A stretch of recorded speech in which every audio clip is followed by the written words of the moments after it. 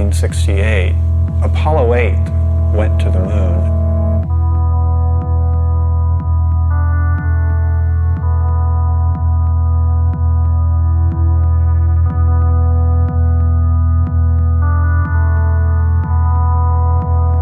They didn't land, but they did circle the moon. And I was watching it on television, and at a certain point, one of the astronauts casually said, "We're going to turn the camera around and show you the Earth."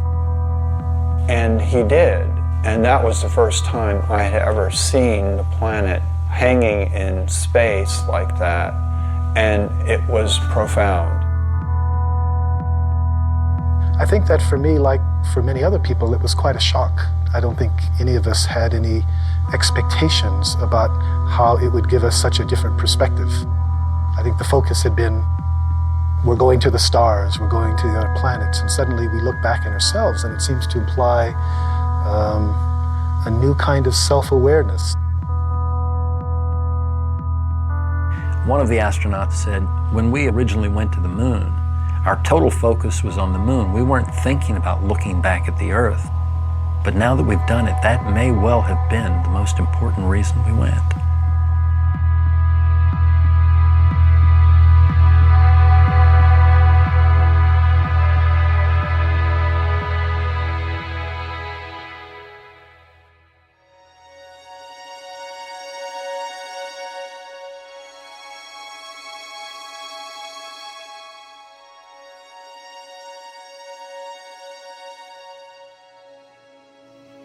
Oh, golly, I remember going through launch, which is an overwhelming experience.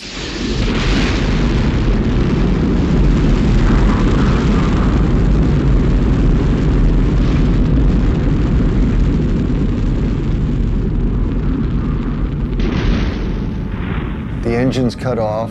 I felt myself floating out of the seat. I floated over to the window, looked out, and we were coming up over the coast of Africa. And that's when it hit me. I'm in space. And, you know, I just got incredibly excited because it's something I had dreamed about since I was 6 years old. I think you start out with this idea of what it's going to be like. And then when you do finally look at the Earth for the first time, you're overwhelmed by how much more beautiful it really is when you see it for real. It's just like it's this dynamic, alive place that you see glowing all the time. It was truly incredible to be up there, doing what I always wanted to do my whole life, and then to kind of glance back at our planet and see that view was just tremendous. I can only describe what I've seen. You know, looking down at the Earth and you see that line that separates day into night slowly moving across the planet. Thunderstorms on the horizon casting these long shadows as the sun sets. And then watching the Earth come alive. And you see the lights from the cities and the towns. The events you see from space, like flying over thunderstorms, looking at them from the top, were spectacular. Like a fireworks show going on and you're looking at it from the very top. You know, shooting stars going below us or you know, dancing curtains of auroras. It's just very hard to describe all the, you know, the colors, the beauty, the motion.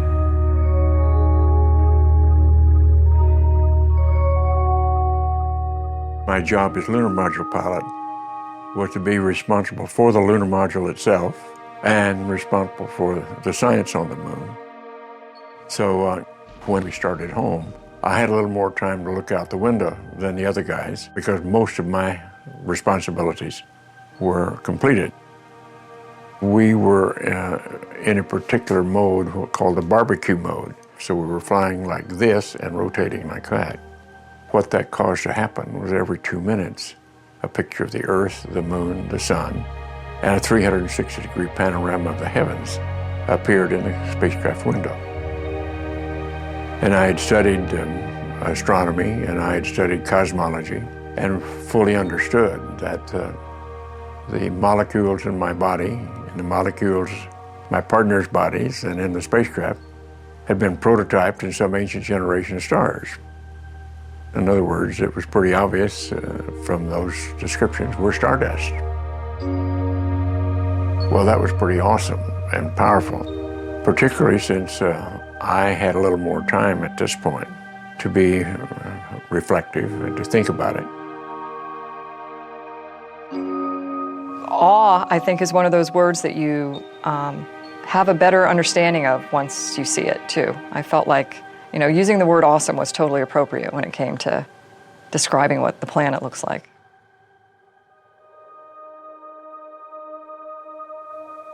To have that experience of awe is, at least for the moment, to let go of yourself, to transcend the sense of separation.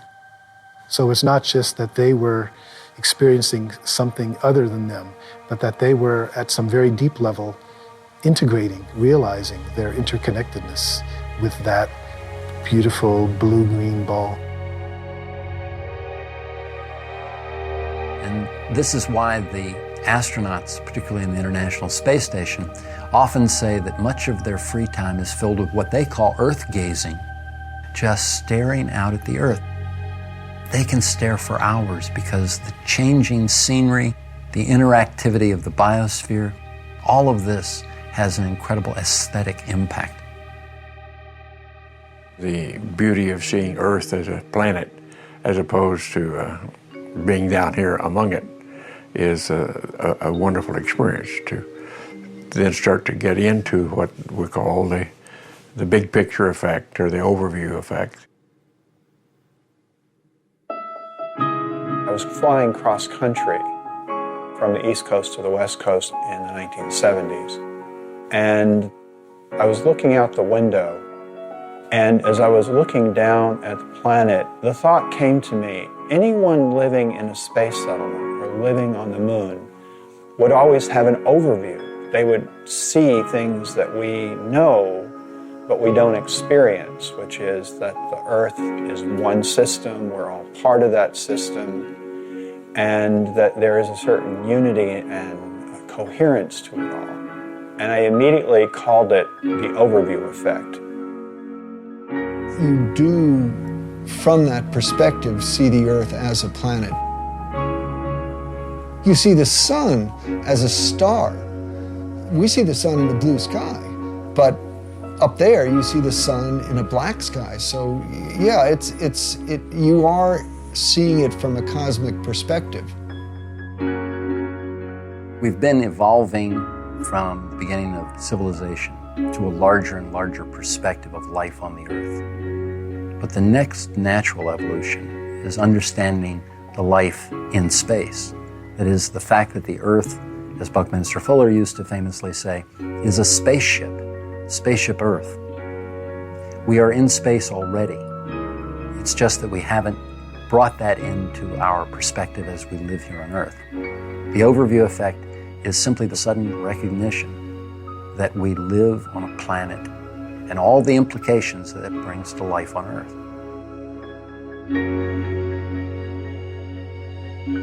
When we look down at the Earth from space, we see this amazing, indescribably beautiful planet. It looks like a living, breathing organism, but it also, at the same time, looks extremely fragile. Because you go outside on a clear day and it's the big blue sky, and it's like it goes on forever, right? And how could we possibly, put enough stuff into it to fill it up with things that really change it? And yet, you see it from space, and it's this thin line which is just barely hugging the surface of the planet.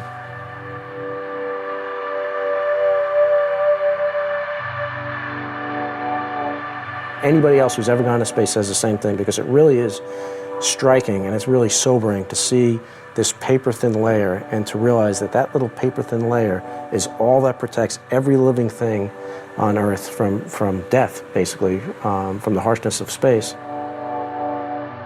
There's this very poetic concept that a lot of people express, that there are no boundaries from space. And I've heard a lot of my astronaut colleagues say that. Unfortunately, it's not true. You do see boundaries. They're mostly the result of human impact. You can see erosion, clear cutting of forests, and You know, it's a long litany of environmental impact that we've had on our planet, and that's something which, when you see it from a cosmic perspective, makes you really appreciate the concept of spaceship Earth and that we're all here together.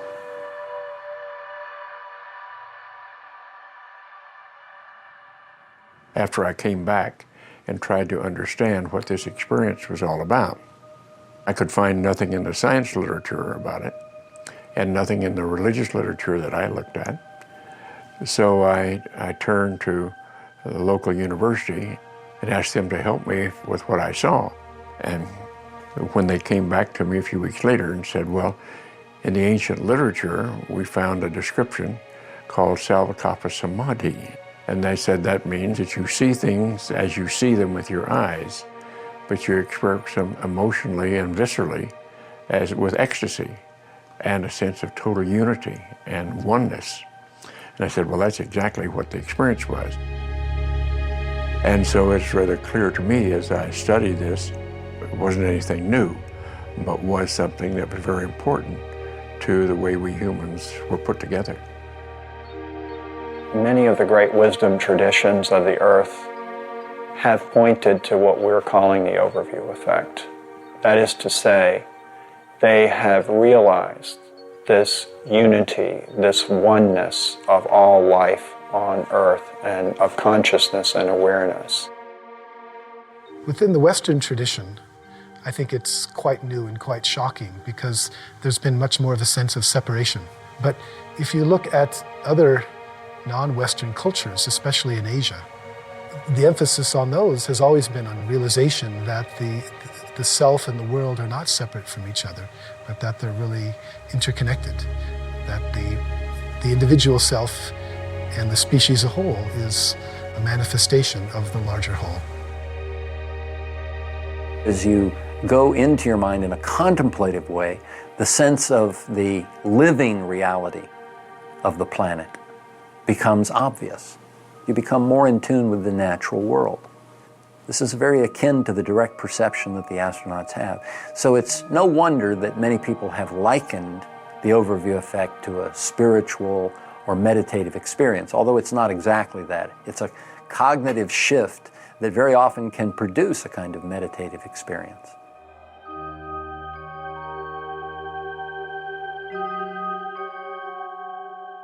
I'm sure we all interpret it somewhat differently. I know some of the fellows go right to a religious explanation. I didn't. I went to more science explanation. And I think all that's wonderful. That's what it takes to build a civilization.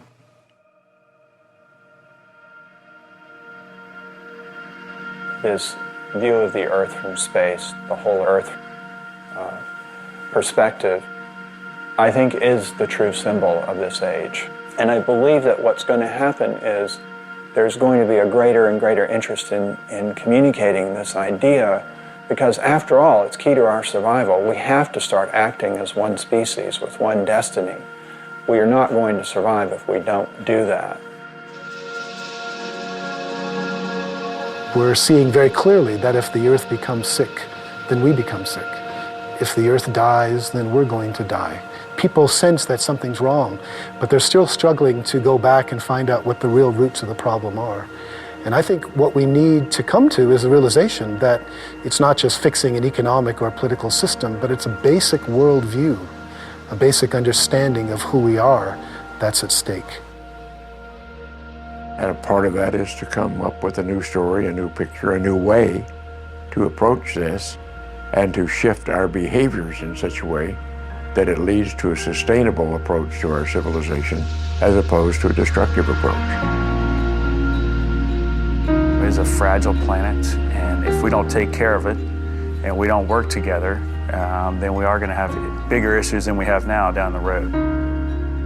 On a grand scale, that's, we're basically all living in this one ecosystem called Earth.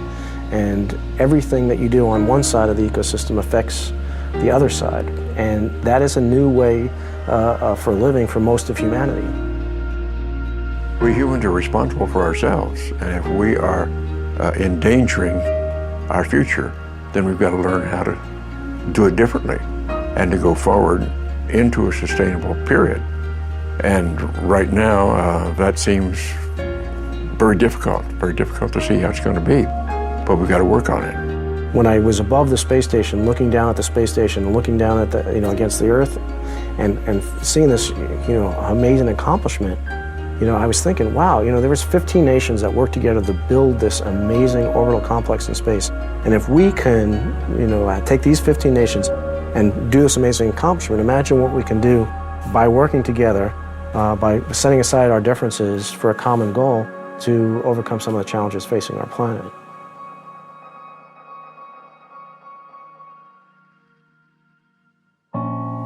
We have this connection to Earth. I mean, it's our home. And I don't know how you can come back and not, in some way be changed. It may be subtle. You see differences in, different people and the just general response when they come back from space. But I think collectively, everybody has that emblazoned on their memories, the way the planet looks. You can't take that lightly. It really, you realize that you've been blessed by the opportunity to see that. It really does look like this beautiful oasis out in the middle of nothingness. And if you have a chance for your eyes to adjust and you can actually see the stars in the Milky Way, it's this oasis against the backdrop of infinity, of this just, enormous universe behind it. And it's, really a very moving experience to be able to see that with your eyes.